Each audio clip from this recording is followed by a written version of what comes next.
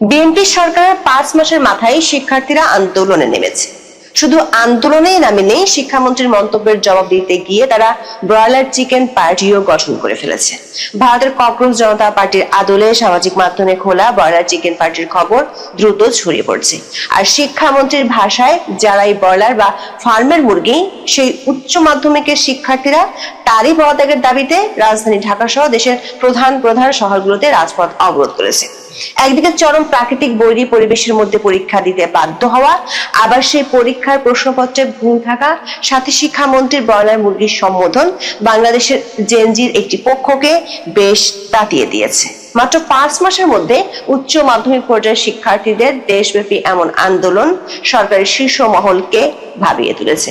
কারণ আন্দোলন শুধু ঢাকা ও ঢাকার বাইরেই নয়, এমনকি প্রধানমন্ত্রী তারেক রহমান যখন ঢাকা বিশ্ববিদ্যালয়ে একটি অনুষ্ঠানে যোগ দিতে গিয়েছিলেন, সেখানেও শিক্ষার্থীরা বিক্ষোভ করেছেন। পরিস্থিতি নিয়ন্ত্রণে রাখতে ঢাবিতে বিজিবিও মোতায়েন করা হয়েছে। সংসদে এ নিয়ে প্রশ্নের মুখোমুখি হতে হয়েছে শিক্ষামন্ত্রীকে। শিক্ষামন্ত্রী তার মন্তব্যের জন্য দুঃখ প্রকাশ করেছেন। তিনি অবশ্য জলাবদ্ধতা আর বন্যার মধ্যে পরীক্ষা নেওয়ার দায় চাপিয়েছেন আবহাওয়া অধিদপ্তরের ভুল তথ্যের উপর। তবে বন্যা, বৃষ্টি আর ভুল প্রশ্নের জন্য ক্ষতিগ্রস্ত শিক্ষার্থীদের ফের পরীক্ষা নেওয়া হবে আশ্বাস দিয়েছেন শিক্ষামন্ত্রী। তবে সে আশ্বাস পেয়েও শিক্ষার্থীদের আন্দোলন থেমে যাওয়ার খবর মেলেনি। সংসদ ভবনের সামনে থেকে শিক্ষার্থীদের লাঠি পেটা করে সরাতে হয়েছে পুলিশকে, বরং বুধবারের কর্মসূচিও দিয়েছে। সরকার একাধিক সূত্র বলছে, বিভিন্ন সময় শিক্ষামন্ত্রী ও প্রতিমন্ত্রীর ভাইরাল বক্তব্যের জন্য তাদের উপর বিএনপি ও সরকারের শীর্ষ মহল এমনিতেই চটে আছে। 6 মাসের মধ্যে মন্ত্রী পরিষদ নতুন করে ঢেলে সাজানোর আলোচনা আছে খোদ বিএনপির মধ্যে। সূত্রগুলো বলছে, শিক্ষামন্ত্রীর ব্যাপারে করার সিদ্ধান্ত না নিলে শিক্ষার্থীদের আন্দোলনটা অন্যদিকে মোড় নেওয়ার আশঙ্কা আছে গোয়েন্দাদের। তাহলে কি মিলনের বিচ্ছেদ ঘটছে সরকারের সাথে? বিস্তারিত জানতে চলুন যাওয়া যাক বিশ্লেষণে।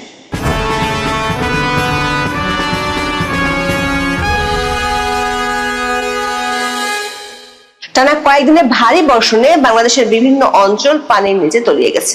বিশেষ করে চট্টগ্রাম বিভাগের পরিস্থিতি বেশ নাজুক।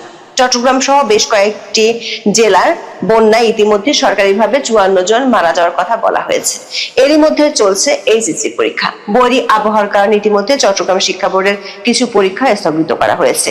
তাহলে কেন হঠাৎ শিক্ষামন্ত্রী পদত্যাগ দাবিতে রাস্তায় নেমেছে শিক্ষার্থীরা? ঘটনার সূত্রপাত 13 জুলাই সোমবারের পরীক্ষাকে ঘিরে। টানা বৃষ্টি ও জলাবদ্ধতার মধ্যেই পরীক্ষা দিতে বাধ্য হয় উচ্চ মাধ্যমিকের শিক্ষার্থীরা। সামাজিক মাধ্যমে শিক্ষার্থীদের চরম দুর্ভোগের ভিডিও ছড়িয়ে পড়ে। ভিডিওগুলোতে দেখা যায় কোথাও হাঁটু, কোথাও কোমর সমান পানির মধ্যে পরীক্ষার্থীদের কেন্দ্রে যেতে হচ্ছিল।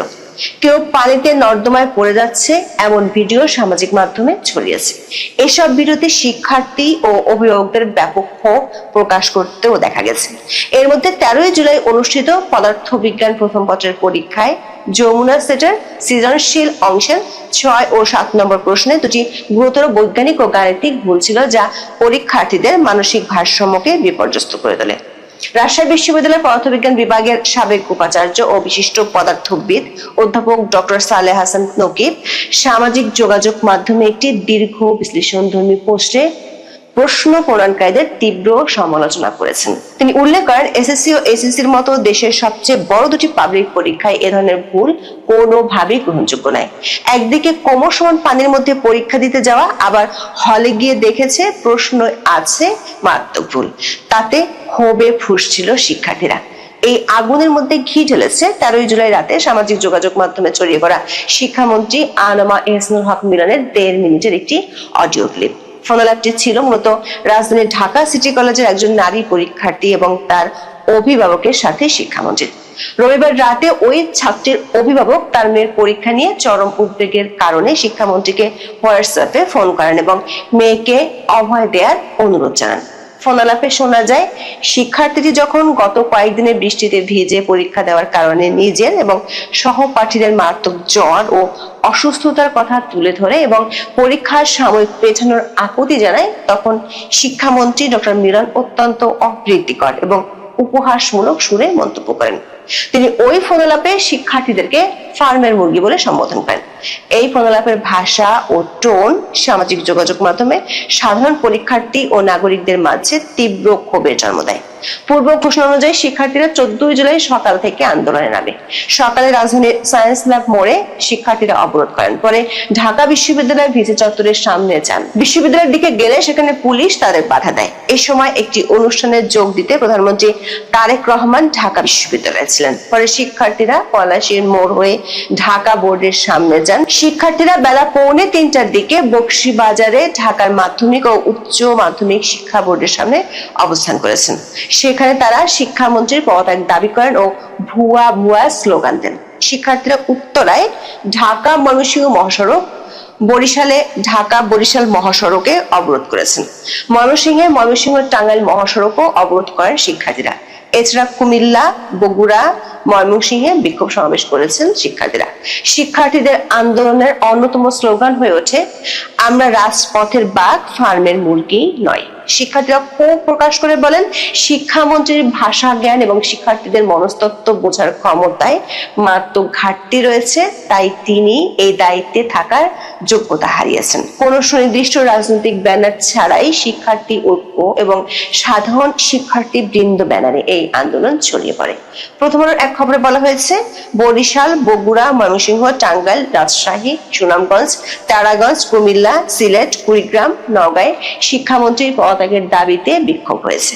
ঢাকার সায়েন্স ল্যাবে শিক্ষার্থীদের আন্দোলন চলার মধ্যে জাতীয় সংসদে প্রশ্নোত্তরে শিক্ষার্থীদের বিষয়গুলো দেখার আশ্বাস দিয়ে তাদের পড়ার টেবিলে ফেরার অনুরোধ জানান শিক্ষামন্ত্রী।